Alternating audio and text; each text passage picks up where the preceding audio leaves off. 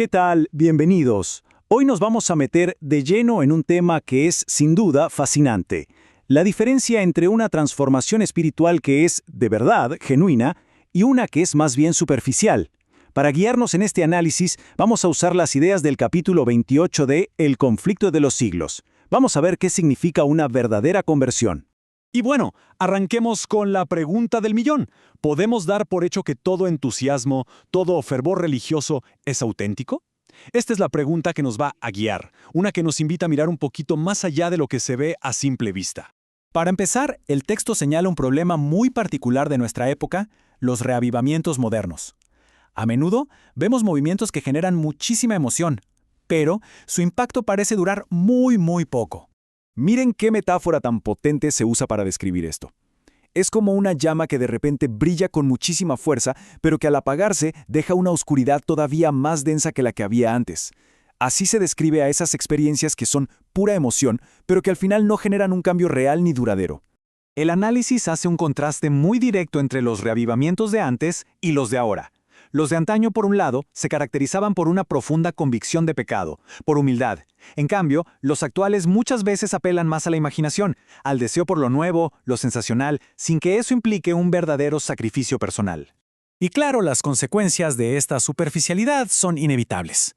Cuando no hay un cambio de carácter de fondo, cuando no se renuncia al orgullo o no hay un deseo sincero por la verdad, la religión misma puede terminar perdiendo credibilidad y se vuelve objeto de burla para los que miran desde afuera.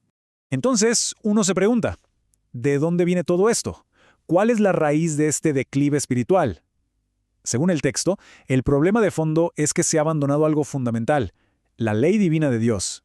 Y aquí se nos presenta una perspectiva clave. La ley no es una carga, es un espejo. ¿Y para qué sirve un espejo? Pues para mostrarnos cómo estamos. El propósito de la ley es reflejar un estándar perfecto de justicia y así permitirnos ver nuestras propias fallas y, por lo tanto, nuestra necesidad de ayuda divina. Esta cita lo resume todo. Sin ese espejo de la ley, simplemente no hay una conciencia real del pecado. Y es lógico. Si uno no es consciente del problema, ¿por qué buscaría una solución? El arrepentimiento, en ese caso, pierde todo su sentido. Es como una reacción en cadena. Si se le resta importancia a la ley, el pecado se empieza a ver como algo sin importancia, se trivializa. Y si el pecado no es un problema serio, entonces la solución, que es el Evangelio, pierde todo su valor y su urgencia. Pasa de ser una necesidad vital a ser solo una opción más. Bueno, ya vimos el problema. Ahora pasemos a la solución. Primero, hay que definir cómo se ve una auténtica conversión según este análisis. Y no es un evento de un momento, sino una transformación profunda que de verdad altera la vida. El punto de partida de una conversión verdadera es reconocer la realidad. Es empezar por verse a uno mismo a través de ese lente de la ley de Dios. Básicamente es aceptar el diagnóstico antes de buscar la cura. El proceso tiene una lógica espiritual muy clara. Comienza con la conciencia del problema, o sea, la convicción. A eso le sigue la decisión de cambiar de rumbo, que es el arrepentimiento. Luego viene la fe, aceptar la ayuda divina que se nos ofrece. Y todo eso, finalmente, lleva a una transformación real y que perdura. Lejos de ser un obstáculo, aquí la ley se presenta como una herramienta que restaura.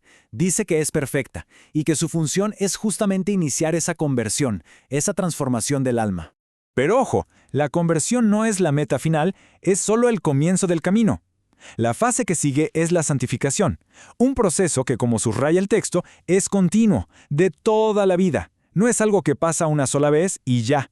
La santificación bíblica, entonces, se define como un viaje, no como un destino al que se llega en un instante. Es una especie de colaboración entre nuestro esfuerzo motivado por la fe y el poder divino, con un objetivo muy claro, que nuestro carácter se alinee con los principios de la ley de Dios. Y aquí el contraste es clarísimo. Por un lado, la santificación bíblica es un proceso de crecimiento que nos hace más humildes. Por otro lado, hay muchas enseñanzas populares que la presentan como algo instantáneo, que se consigue con solo creer, y eso a menudo lo que hace es fomentar el orgullo y negar la necesidad de obedecer la ley. El apóstol Pablo, de hecho, aborda esto de frente. La fe no anula la ley, todo lo contrario, la confirma. La fe verdadera nos lleva a una vida que está en armonía con los principios de Dios, no a una que los ignora por completo. Y aquí está la gran paradoja. El texto señala que las personas que más cerca estuvieron de Dios, como los profetas Daniel, Isaías o el mismo Pablo, eran las que más conscientes estaban de su propia imperfección. La verdadera santidad produce humildad, no esa arrogancia de declararse perfecto. Muy bien, entonces, ¿cuáles son los resultados que se pueden ver cuando una conversión y una santificación son genuinas? El análisis termina centrándose en los frutos, en las cosas tangibles que brotan de una vida que ha sido verdaderamente cambiada. La evidencia de una fe auténtica siempre se va a manifestar en el carácter. Se nota en la humildad, en el gozo, en un cambio radical en los deseos y poco a poco en una vida que cada vez más refleja el carácter de Cristo. Es súper importante entender que una vida santa no tiene por qué ser triste o sombría. Al contrario, la fuente de la verdadera fortaleza y resiliencia es el gozo que se encuentra en una relación correcta con Dios. Y así cerramos el círculo. La conclusión del texto es que la falta de estos frutos en el cristianismo de hoy está directamente ligada al abandono de los principios de Dios. Es que nos convertimos en aquello que contemplamos. Si se ignora la revelación del carácter de Dios, la piedad inevitablemente se enfría. Y terminamos con una pregunta para la reflexión, una que nos desafía a todos a examinar la naturaleza de nuestra propia experiencia. ¿Se trata de un destello fugaz de emoción? ¿O es más bien una luz que transforma, una luz constante que ilumina cada vez más el camino? Ahí queda la pregunta.